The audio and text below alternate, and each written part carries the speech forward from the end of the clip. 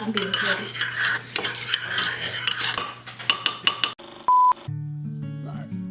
Peace and blessings, family. What's up with all the daydreamers out there? Please live it. Don't sleep through this thing. It's crazy that I start just about every video off saying that, encouraging you guys to live your dreams, to not sleep through them, when in reality, it's been some years since I've actually dreamed.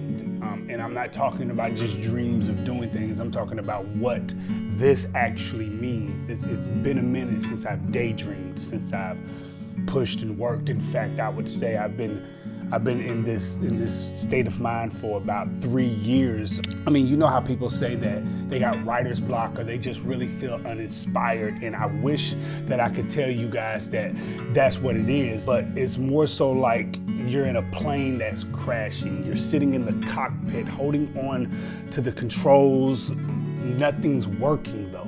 And you're looking at this ground that you're about to hit and you're getting ready for the impact, but you're not embracing it like you're trying to survive.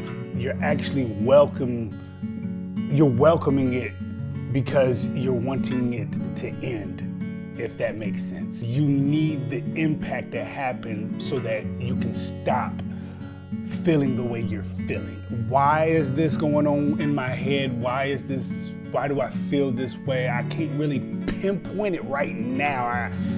I think I got some understanding on some of it, but I can't really pinpoint why. But I know something has a serious, crazy hold on me, man. And just to put it in perspective, if it wasn't for me being a father, if it wasn't for me being a husband, I probably would have, lack of a better term, I probably would have 86 myself out some time back. Probably would have went ahead and ended the journey. And it's crazy that people will say that I'm straightforward and I'm open about my life, but the thing about it is that we're only open about the thing. How can I put it? We're only open about the things that we've survived. We're not open about the things that we're actually going through. We're not open about the things that are currently at this moment killing us and weighing us down. But instead of opening up my mouth and saying it, I secluded myself. I chose seclusion. And that's just it. That's just the thing. That's just the thing. You either remain in public wearing a mask, or you take the mask off but go into hiding. You're never really seen in public anymore. So in other words, we're either going to be fake in public, or we'll take the mask off but still be fake looking in the mirror, pretending like everything's all right, although we're completely falling apart. Now, I know some people will say that well, it's better that you're around other people. It's better that you're around other people. At least you're around other people, so pick at least the option to be around other people. But watch this. How many people have committed suicide, and the people that they were always around was like, when it happened, they was like, I never knew. Oh my goodness, why didn't they say anything? They always seemed like they were so happy. But yeah, I chose seclusion. I thought it would be better. I thought it would be the better choice to be alone. But then you get angry because nobody is actually checking on you, right? You get angry because nobody's coming to see about you. Nobody's calling to help you. Nobody's calling to see what's going on. Nobody's calling to ask where you're at. So you get angry, and then you fall deeper and deeper and deeper and deeper and deeper and deeper and deeper and deeper into a suffocating black hole.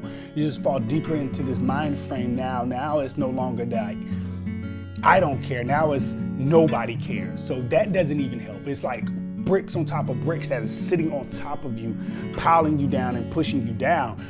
And then you get mad at yourself. You get mad at yourself because you should say something, but then again, you convince yourself that no one cares. You convince yourself that nobody's on your side, nobody's checking on you, so it's like you just slip deeper into the abyss.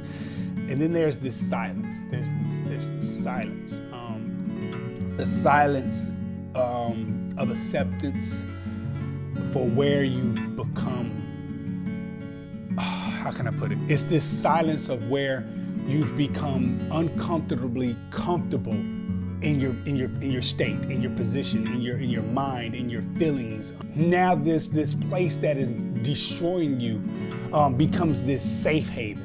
And that's crazy. It shouldn't become a safe haven, but it's honestly become this crazy safe haven that you now trust in, you now hope in. And the thing is that when this happens, you don't really notice it. You don't really notice that this happens. You don't really notice that you're here. And so when you do run into people, when you finally go out in public, you run into people, it's crazy. You hate that you did.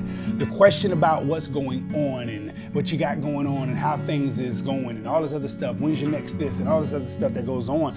You get all these questions, and so you do like anybody else would do in your position, you lie. And we're not even just talking about random people, we're talking about individuals that you are very close to. You lie, you tell them, you make up something, or you make sure that you don't mention that it's about you. You make sure that it's about somebody else that got things going on, somebody else in your family that got it's about the kids, it's about the wife, it's not about you. They're asking what you got going on, and here you are talking about everybody else and what they have going on.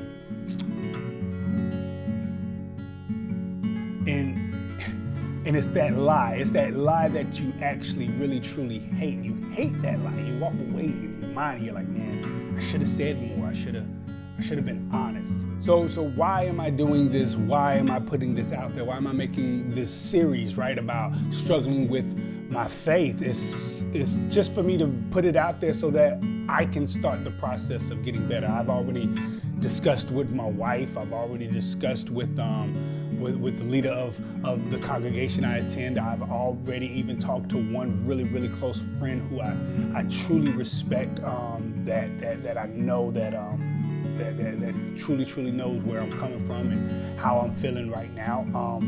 And it's just so that I can get better, so that I can be better, so that I can start the process of healing myself. But not only that, it's also so that somebody else out there can know that they are not alone, because you go into this mind frame, this depressed mind frame, this funk, man, of 3 years, 4 years, 5 years, however long it might be, 2 months, I don't care how long it is, but you go into this depressed mind frame and you think that nobody understands. Or you go into that mind frame and you're like, man, I know there's other people that been here, but they're not gonna understand me. They're not gonna understand what I'm going through. So it's to let people know that they are not alone in what they're feeling and what they're going through. And I know how it feels to suffocate. I know how it feels to go into the four walls of your mind and not want to come outside anymore. I know what it's like to think giving up or even death is better.